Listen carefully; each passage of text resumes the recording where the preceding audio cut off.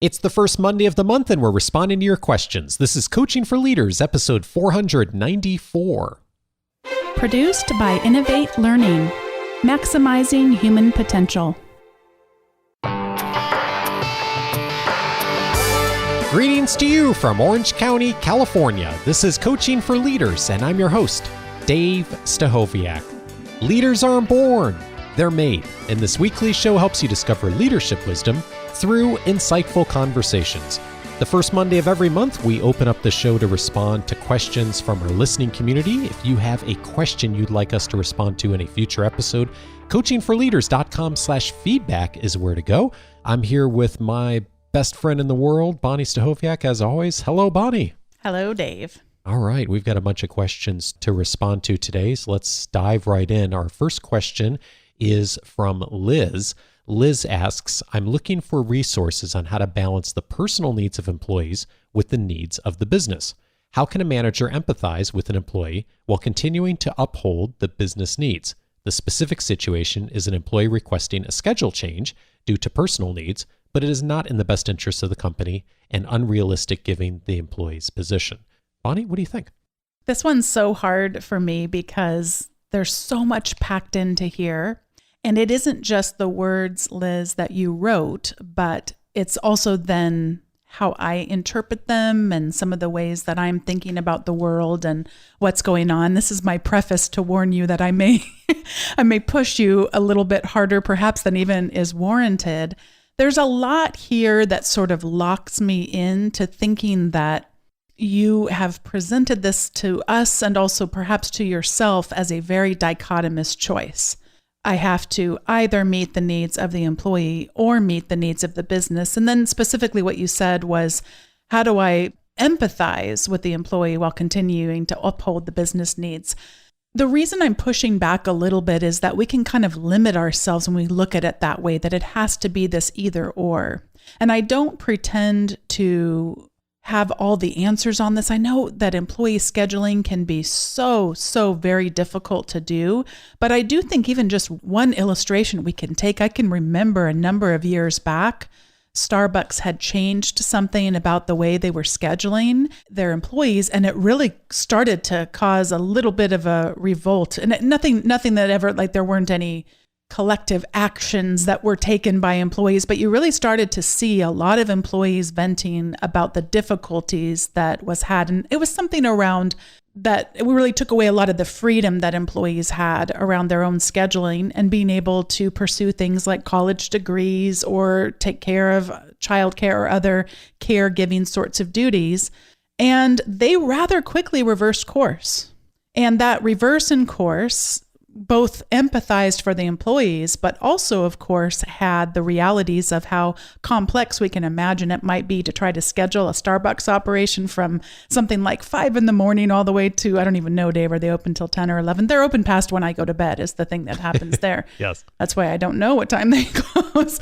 But I would be really wanting to, if I were you, challenge myself to stop thinking about this as an either or, and to try to create ways for employees to help me think creatively about how to solve this problem, which is ultimately my understanding of what Starbucks did and my understanding of what I think you're ultimately trying to do. So you said it's not in the best interest of the company.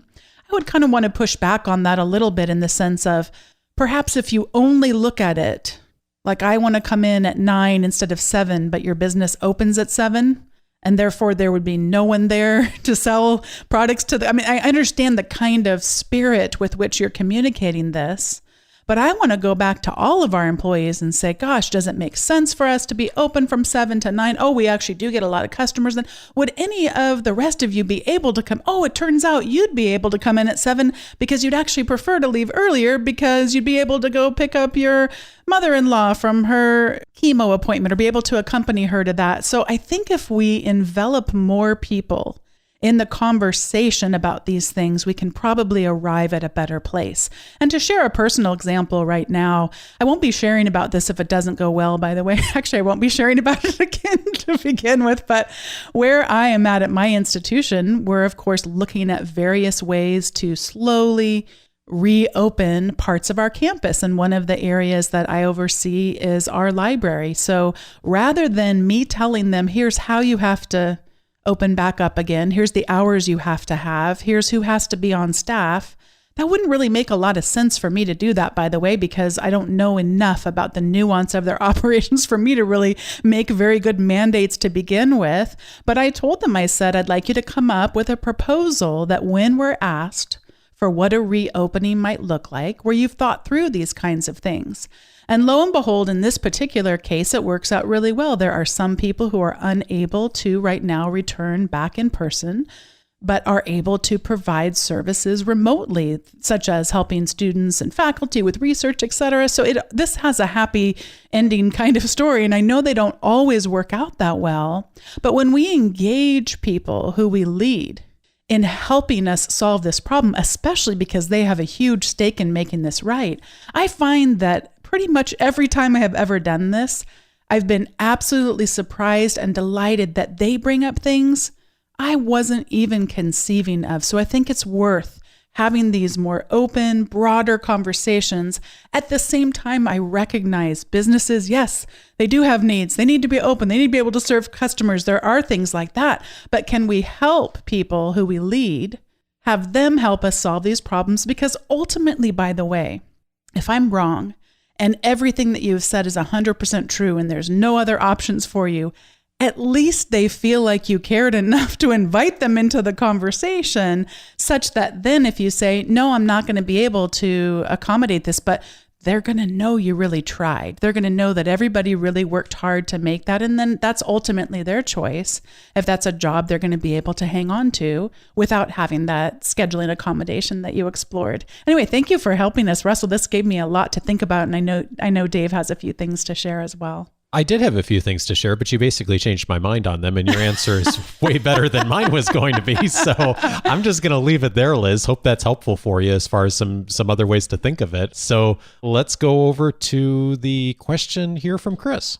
Chris asks, I'm doing some research for a creative breakout session with colleagues, and I'm looking for perspectives. How are you fostering innovation while maintaining business efficiency? What do you view as most important to being innovative and efficient? Hey, Chris, thanks so much for the question. And I will answer it for me, but I think more so focus on what I see works for others and some of the practices that work well for organizations. For me, it is separating the time on operational things, getting work done, facilitating, reading, content creation, the things that I do as part of my professional work, and idea generation and thinking and trying to be creative. And I do set aside time to try to do that every quarter for myself, usually a few hours or half a day. And then at times when that comes up within conversations or within my work, I capture that and put that somewhere so I can separate that and then come back to those ideas later. I think the key for me is separating those, of being conscious that both of those happen. But I do find those mindsets really different. The thinking creatively and thinking about what's possible and what could be done better, and the operational executing on things that need to be done and are already on the agenda. And I think that leads in really well with the work of Alex Osterwalder, who was on the show earlier this year. I've had so many people mention to me how helpful that conversation was around innovation. He is the author of the book, The Invincible Company.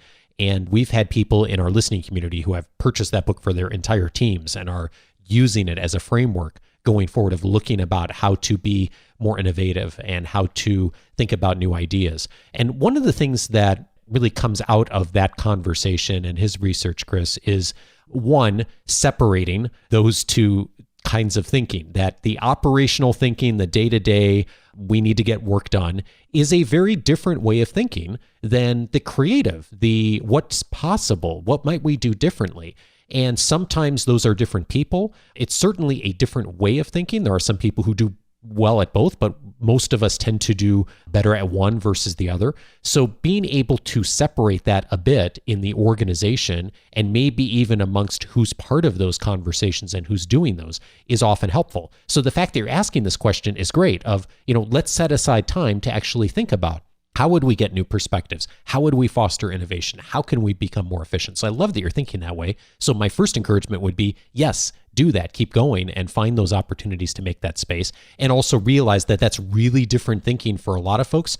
A lot of us tend to be more on the operational side. So getting over to the creative thinking, the possibilities, is a shift for a lot of us. And it's not always a comfortable shift. And it's not always something that all of us are good at.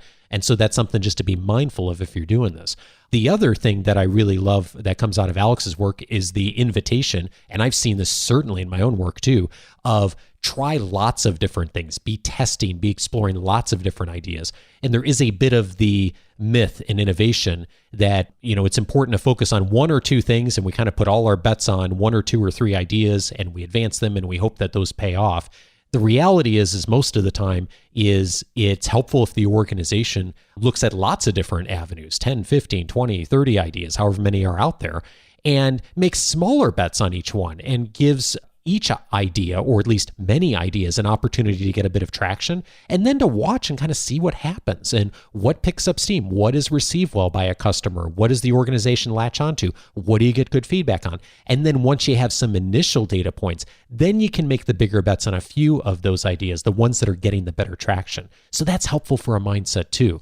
The other thing that I have found helpful in the past, and I've seen teams do this really well. So specifically during a breakout session, we used to teach a methodology at Carnegie for leaders called the affinity diagram. And it's not a Carnegie exclusive thing. I've seen many organizations do this. In fact, I found a great article on how to facilitate an affinity diagram, and I'm going to put it in the notes for you, Chris, and anyone else who would find it useful. What it is it's a really nice exercise. There's lots of ways to do it, of course. You can go down lots of different paths, but at its core, it's getting people together in a room, ideally a fairly small group of people. Even if you have a group of 30, it's 5 or 6 people probably answering a specific question. How do we do something better? And you get people together, and maybe you grab a stack of Post-it notes. And the first step is to have people answer that question, but answer it for themselves. And to put the idea on a Post-it note or on a note card, and to have them generate as many different possible ideas as they can. So everyone does some of that idea generation on their own thinking with reflection, and you spend some time doing that. And then you get all of them together and you get them up on a board. And there's a process for going through thinking of which ones look similar. That's where the affinity word comes from. What looks similar? What's different? What are all the ideas at? And you can even go through a process of sorting and voting. And there's a whole bunch of different ways to do it depending on the organization and what you're trying to achieve. But it's helpful. I think the key piece for me has always been get the ideas generated first, have people independently be able to think and surface some ideas, and then start to put those together and see where the different overlaps are, what's one idea that informs another. And if you do a bit of that as an exercise, as a starting point for starting to think about how you pick up efficiency, how you think differently, I think it's a wonderful place to start. So all of that in the show notes as well. What you're reminding me a little bit of, Dave, in what you're talking about is a little bit of the difference between leadership and management. So I think about the innovation. This is such an overused example, but the leadership would be, oh my gosh, I'm going to get it wrong. You'll know this analogy where it's like one of them, you're seeing how to get up the ladder, and the other one, you're seeing if the ladder's leaning against the wrong thing or something. Like that. Yeah, I've seen that before. And I'm glad you mentioned leadership management, because that is, management's complexity, leadership's change. And so innovation is about change often. Yeah. And so you see so often where people think they get to choose one or the other. And yes, as we move up in organizations, we are often tapped to contribute more in terms of conceptual thinking. But if we try to treat these roles, the thought of, and I'm glad you didn't, by the way, but the thought of being innovative versus being efficient, which you never said, then I think it's a really dangerous place for us to put ourselves in, because even people who are very high up in organizations still have to be able to conceive of what it's going to take in order to get there. They may not spend as great of a percentage of their time in those activities, but they still need to be able to conceive so that we can figure out together, is that ladder leaning against the right wall? Because part of it is the efficiency that you talked about. And if we are so patronizing toward those whose roles involve more of the management, more of the producing of the widgets, more of that efficiency, but don't think that they can contribute in ways that would enhance our innovation, we really lose out on an opportunity to tap into part of our team who could really, really help us. So I think we have to be very careful thinking about that. Like, I am very high up and couldn't waste my time thinking about how this gets done. I mean, there ends up being far too much of a disconnect.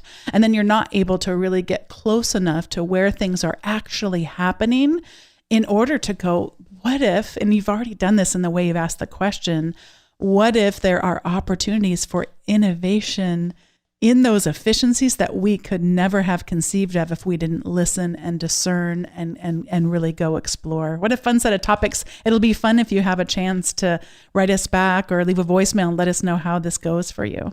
Thank you, Chris. Okay, our next question here is from Colette. Colette actually posted this inside of our community portal, Bonni. She's an alum of our academy. She asked a question I thought was fun, and I was just curious your perspective on it. What activity was the most helpful for you to decide the next direction for your career? From small changes to a monumental pivot, I'm curious about the process or resources that you would recommend. I love this question because it reminds me of how much of a disconnect I've actually had in my own life. I don't know if you've ever seen these pictures. It's like a hand-drawn picture where it says, this is what we think success looks like. Or in this case, this is what we think a career path looks like. And you've got this nice little neatly drawn line that's very definitive on a path and predictable and planned.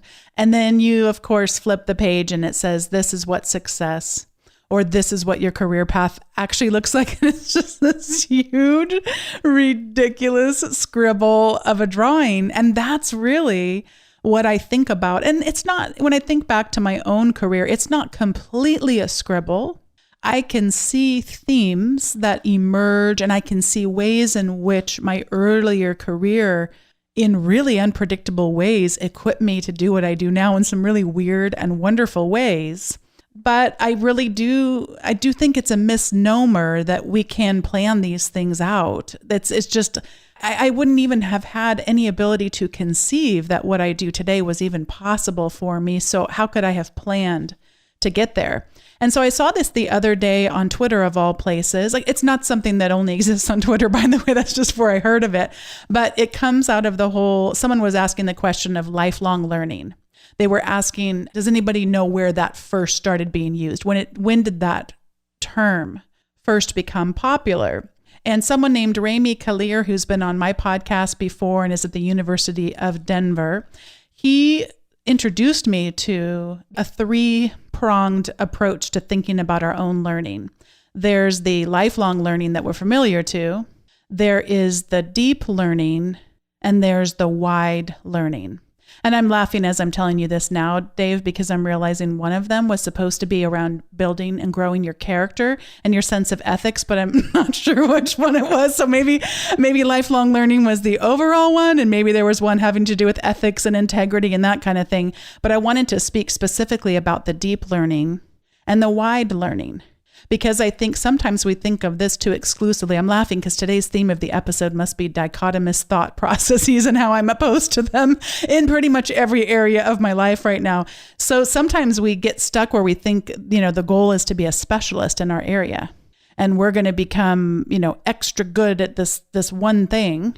But we can't see the ways in which what we do is impacted by or impacts other parts of the organization or the industry.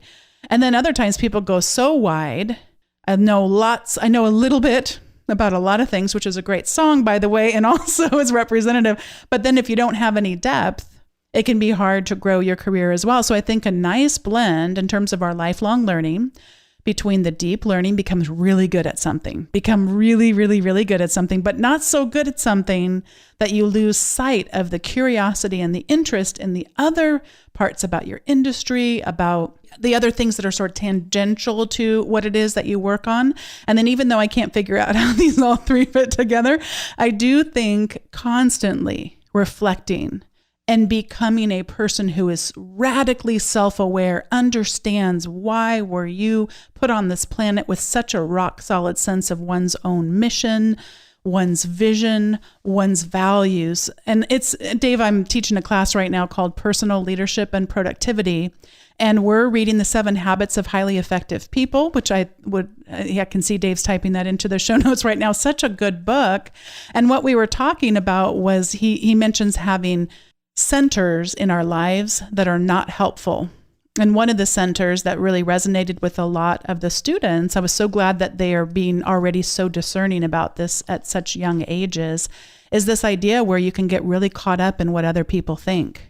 And as opposed to just having a character that says, no, this is the right thing to do, and not spending as much energy on how that might be perceived and is it going to upset anyone? And anyway, I really enjoyed that. So this is what a great question. I want to think some more about this, and I also want to get this right. So I'm probably going to have to find out more about this definition of lifelong learning, because it sounds really intriguing to me. Yeah, if you track it down, we'll post it in the notes here. So Colette, 2 thoughts. One maybe really tactical, and then one big picture one.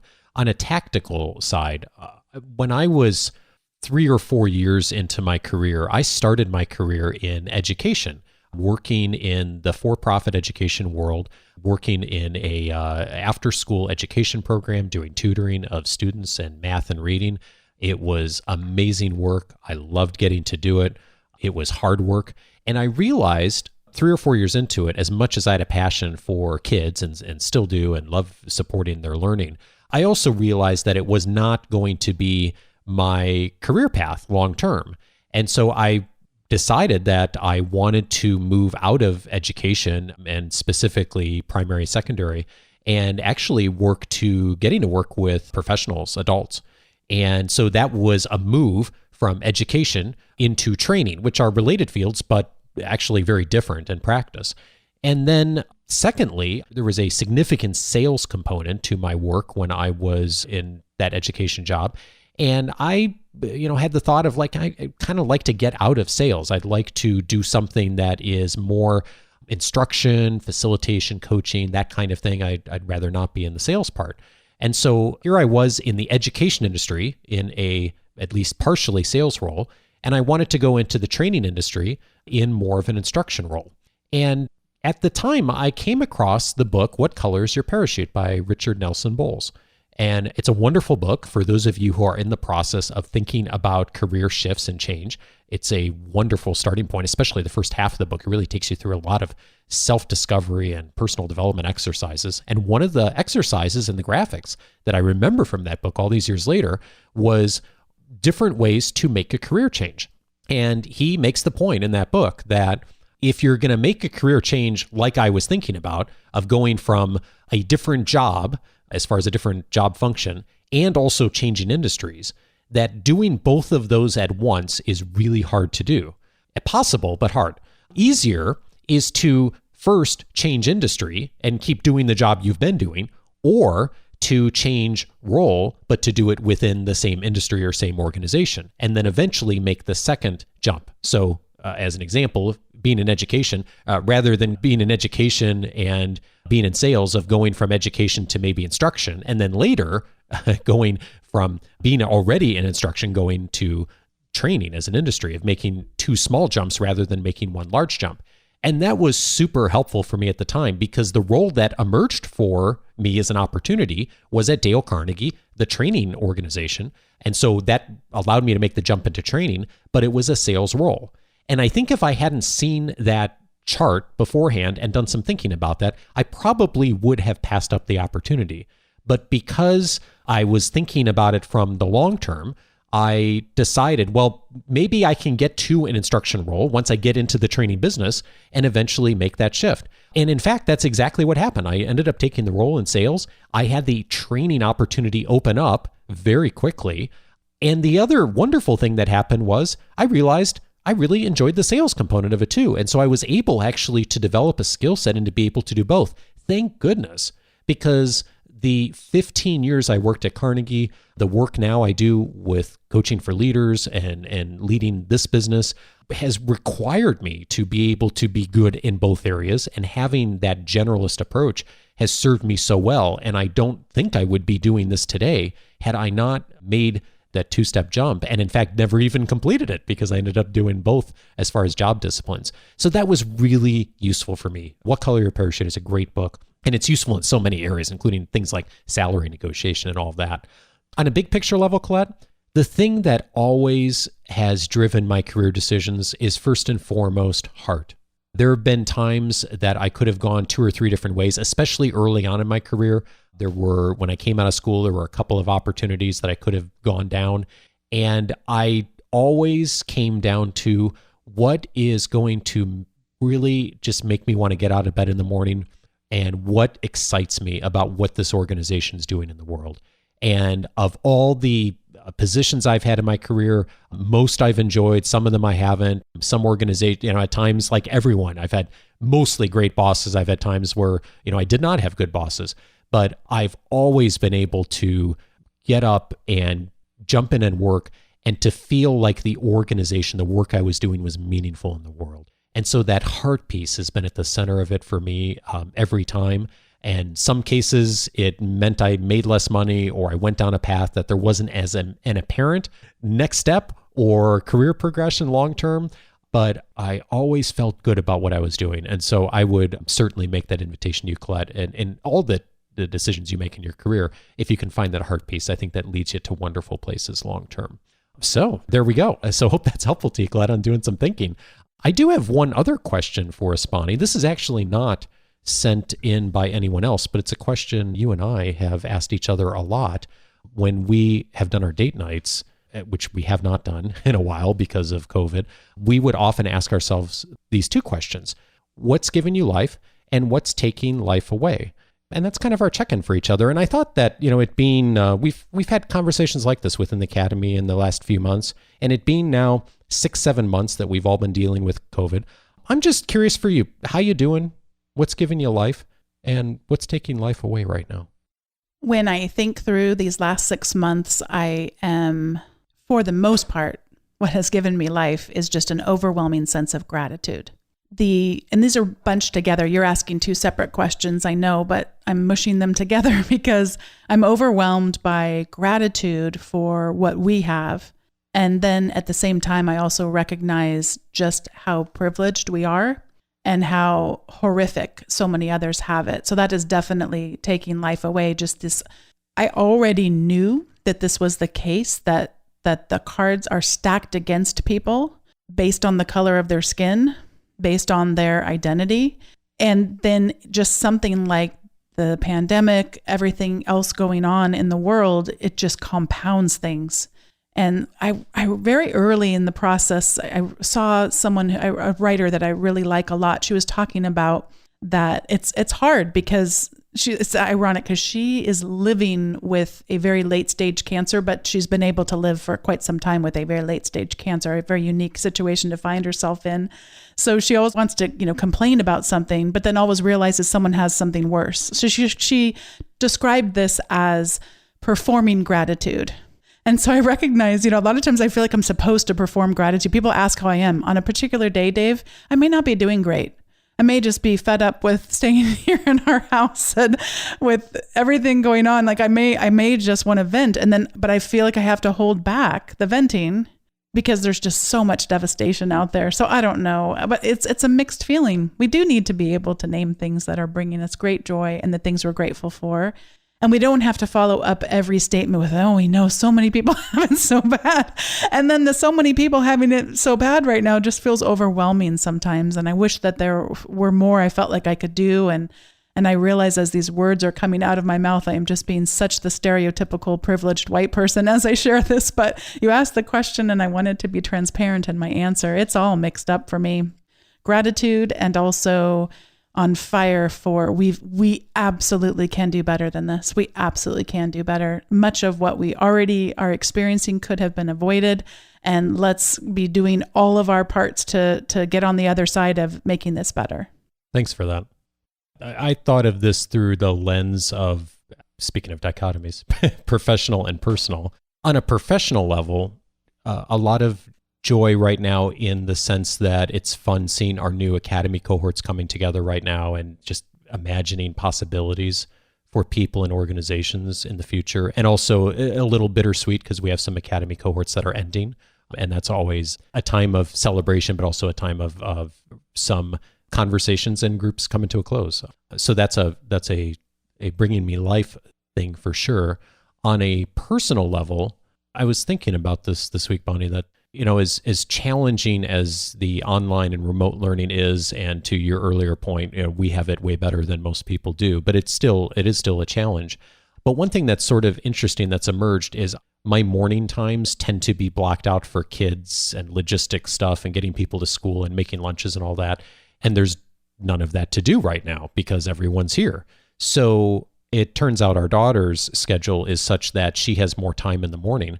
So we've been playing board games together every morning, almost every morning.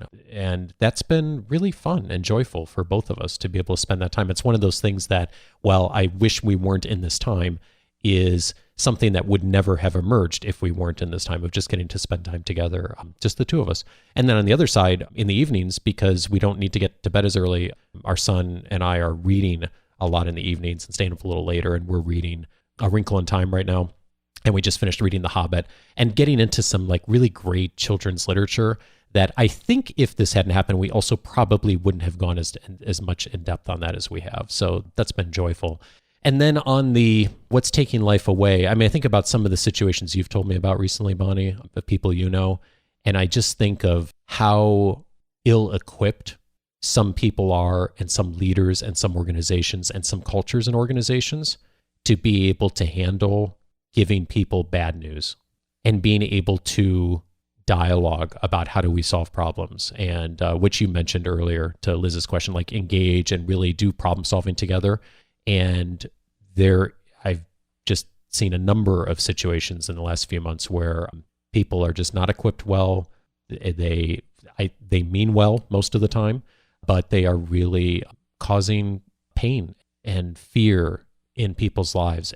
And I suppose it's possible to think well, gosh, that just happens in the workplace, and maybe it doesn't mean it's a personal effect. But I've long thought, and I've certainly experienced myself, that what happens to us at work really affects our well-being as human beings. And if we are being treated as human beings in the workplace, and we're being talked to and really valued for our opinions and engaged as thought partners, regardless of position and role, that affects every area of our lives, both positive and negative. It's one of the things that keeps me going now, especially, is a leader who is doing a good job at being able to be vulnerable, of being able to be real, of giving people space to provide insight, to help, to problem solve, to grieve right now, can do a lot to support the mental well-being and happiness and resilience of people, not only the people who work for them, but all their families and friends that they interact with. And someone who is not able to do that well and is not equipped to do that well can have the opposite effect. So it's one of the reasons that we're continuing to go forward on everything we're doing, and no end in sight on continuing to support leaders in any way we can.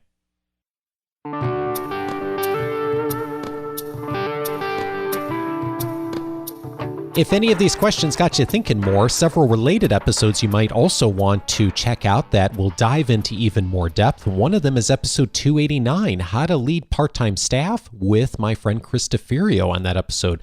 Chris is a coffee professional and hosts the Keys to the Shop podcast. He consults to coffee leaders all around the country and around the world of helping them to run successful businesses. And of course, a big part of that is in a coffee shop and many businesses managing part-time staff. And of course, there are universal leadership principles that are true for all kinds of situations. And there are things that are contextually different when managing part-time staff. And that is something that many of us are called to do on in our careers, of being and also leading those who are managing part-time staff. If you're looking for some perspective on how to do that better, not only the mindset, but tactics, including things like scheduling, Chris and I really did a deep dive on that on episode 289. By the way, if you're in the coffee industry by chance, Chris's show, Keys to the Shop, is a wonderful one to listen to. Also recommended is episode 406, How to Work with an Executive Recruiter, with my guest, Becky D'Souza. I'm thinking about Colette's question of some of the activities that we've taken in the past to affect career change. And one activity that many people find themselves engaging at some point in their careers is working with an executive recruiter. And yet, that is one of those things that almost none of us have had any training on how to do. If a recruiter contacts us, or maybe someone recommends a recruiter, oftentimes the first time that happens, or maybe even past the first time, we don't necessarily know what are the best practices for working with a recruiter. And if you find yourself working with a recruiter now, maybe thinking of that, or just want to know more about how that works, in episode 406, Becky really walked us through her career as an executive recruiter, and more importantly, what we can be thinking about to leverage the success of recruiter really well. Episode 406 is where to go for that. And then finally, I mentioned earlier the work of Alex Osterwalder, his recent book on how to build an invincible company. Episode 470 is a recent episode where Alex and I dived into some of the myths about innovation and, most importantly, what we can do as leaders to help foster and lead innovation in our organizations. Definitely a great resource for you if that's top of mind for you like it is for Chris right now. That's episode 470. All of those episodes you can find on the coachingforleaders.com website. Just set up your free membership at coachingforleaders.com. When you do, you'll be able to search the entire library of episodes since 2011 with all of our guest experts, searchable by topic. Tons of resources in there, many of them related to today's conversation on management skills, innovation, career growth. Those are three of the categories. There's 2 or 3 dozen categories on the website. If you'll dive in and set up your free membership, you'll get access to all of that. Plus my weekly leadership guide that comes every Wednesday that has all of the notes and links from every episode, including this one. And of course, all the resources that I've pulled for you during the week that I think will be helpful to you in furthering your leadership journey. Plus access to my entire library of resources, the member casts, the free audio courses, all of those are there for you for free inside the membership. Coachingforleaders.com for access to all of that. Next week, I'm glad to welcome Stephen Hart to the show. He is going to be teaching us about how to get noticed on LinkedIn. We've talked about LinkedIn a few times on the show before, mostly around our profiles and how to populate those. But Stephen's going to walk us through next week what we can do now to take the next step to get noticed online. Join me for that conversation with Stephen Hart. Have a wonderful week and see you back next Monday. Take care, everyone.